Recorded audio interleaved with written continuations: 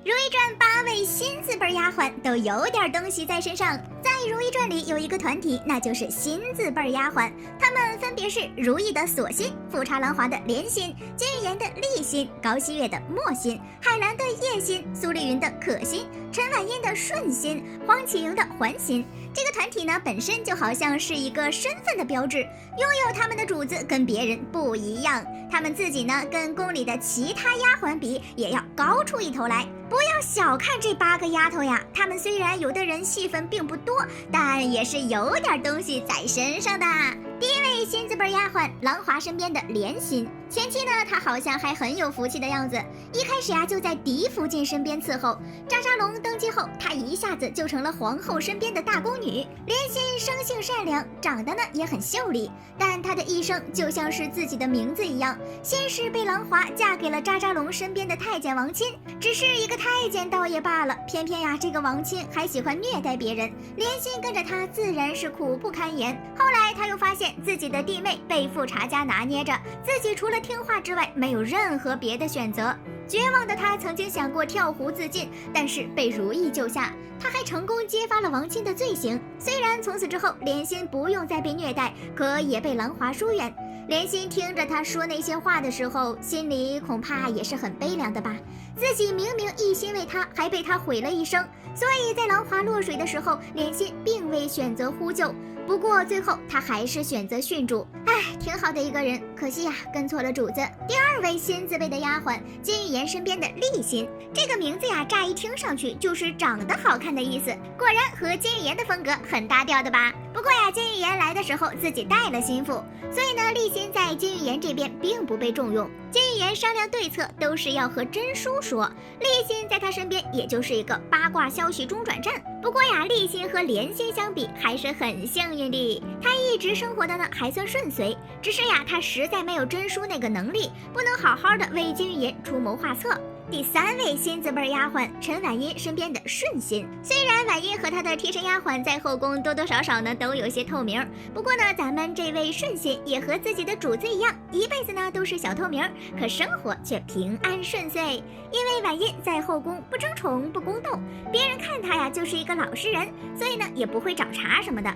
平时呀没事的时候，婉英就在宫里画画，顺心呢在一边守着就行。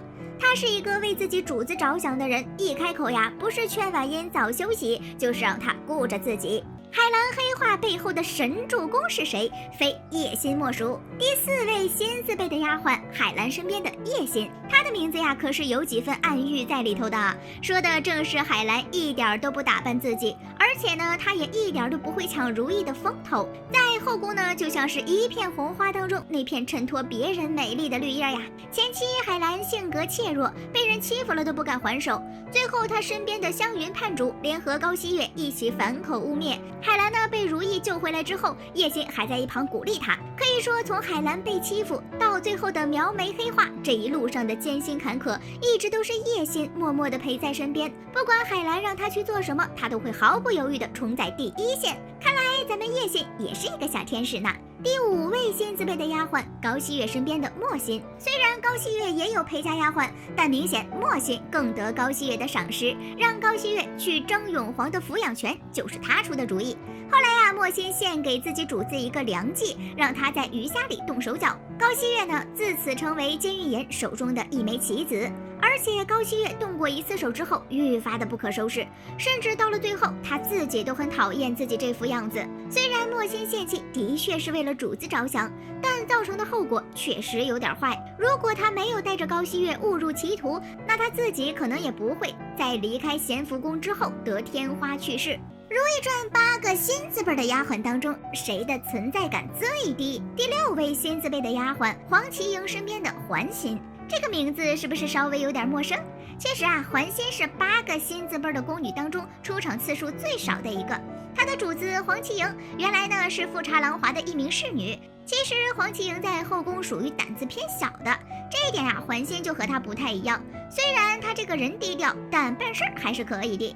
可惜呢，就是没能护住自己的主子呀。第7位新字辈的丫鬟，苏丽云身边的可心。虽然苏丽云常常出现在剧中的各个角落，但她的丫鬟可心是真的没什么存在感。他跟别人说话的时候呢，不让人家在；跟儿子说句话，也得让人家退下。哎，虽然是大宫女儿，但苏丽云显然对她是有些防备的。第8位新字辈的丫鬟，如意身边的锁心。阿若是如意前期最重用的丫鬟，当时的锁心呢还非常的低调。后来阿若渐渐飘了起来，锁心也是在这个时候开始被重用。她和自己的主子如意的性格如出一辙，都是有心计，但不会拿来害人。也就阿若曾经太过分，她曾经悄悄地使过绊子，比如让她穿满袖那次就是。锁心陪着如意进冷宫，还为她谨慎行思。虽然在宫里过的是惊心动魄，但8位新字辈丫鬟当中，也只有她最后出宫嫁人。她代表的呢，大抵就是如意向往的那种爱情吧。渣渣龙虽然渣，但王府里面的丫鬟还是真不错。这几个新字辈的大丫鬟虽然性格各异，但都非常的忠心。她们从来没有出过被主的人，只可惜只有锁心得到了一个美满的结局。好啦，本期视频就到这里啦，宝宝们别忘了点赞评论哦，比心。